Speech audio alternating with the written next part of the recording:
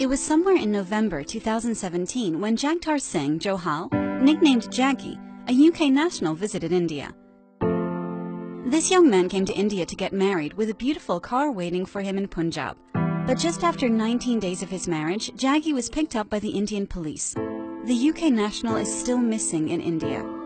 According to social media reports, Twitter trend #FreeJaggiNow has topped the panel several times with videos of Jaggi's friends and family going viral, describing him as a common citizen and as a family-oriented young boy. Reportedly, Jaggi was working for a UK-based organization, Never Forget 84.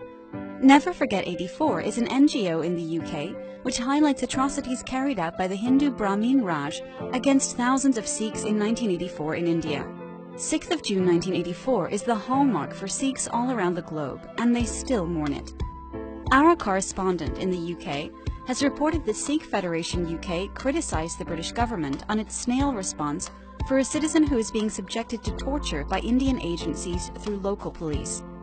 Jaggi's MP Martin Docherty, Hughes and Preet Gill, who chairs all-party parliamentary group for British Sikhs, have expressed concerns about the case. Notably, Sikh MPs in the UK, including Preet Gill and Tanmanjeet Singh Desi, have written to British High Commissioner in Delhi against Jaggi's arrest. But till now, all efforts have gone in vain. From the current scenario, it is feared that Jaggi's name may become part of the same list of martyred Sikhs who lost their lives in Operation Blue Star, and whom Jaggi was so passionate about.